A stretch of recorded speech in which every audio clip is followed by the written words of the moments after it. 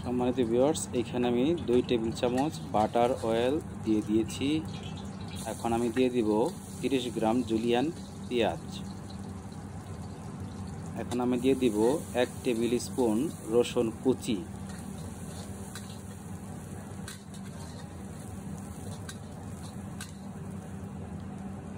এখন আমি দিয়ে দিব 2টি মুরগির ডিম।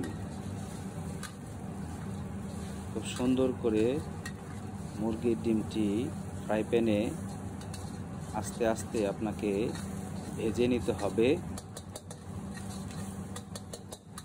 সুন্দর করে উল্টিয়ে পাল্টিয়ে ভেজে নেবেন। চাইলে আপনারা ফ্রাই প্যান টস করেও উল্টিয়ে পাল্টিয়ে নিতে পারেন।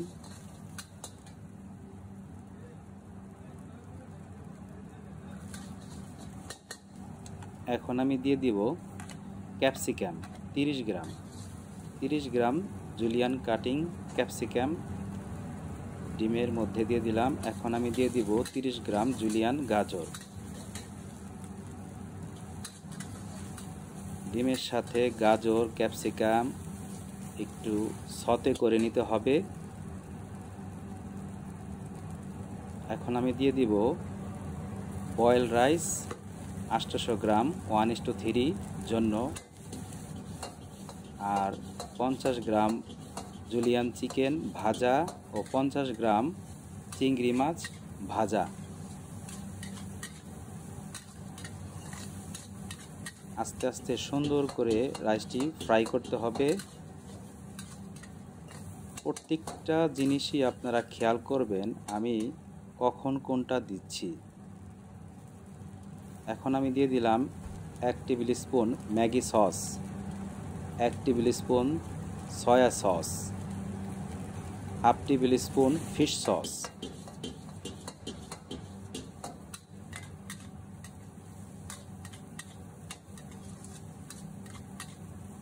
খুব সুন্দর একটি স্মেল আসতেছে ফ্রাইড রাইস থেকে।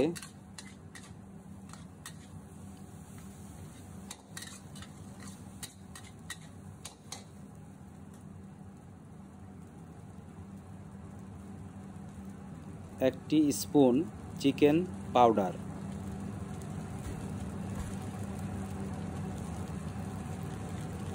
1 স্পুন হোয়াইট পেপার,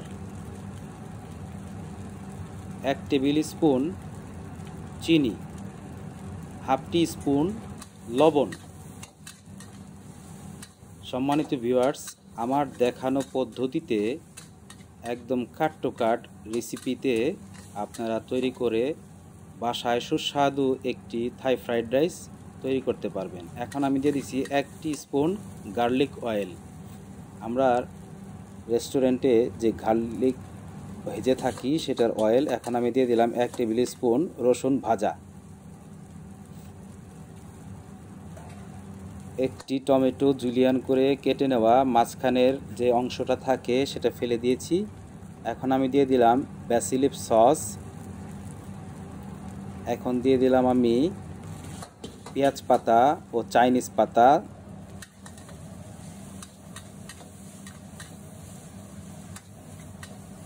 পেঁয়াজ পাতা ও চাইনিজ পাতা দেওয়ার পরে দেখেন রাইসের কালারটা আরও কত সুন্দর দেখা যাচ্ছে, চকমকো দেখতে খুবই সুন্দর, লোভনীয় ও আকর্ষণীয় হয়ে উঠেছে এই থাই ফ্রাইড রাইস।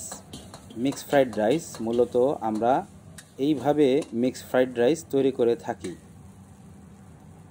আমরা যারা হসপিটালিটি ইন্ডাস্ট্রিতে কাজ করি অনেকেই এইভাবে তৈরি করে থাকে। এখন আমি প্লেটিং করতেছি।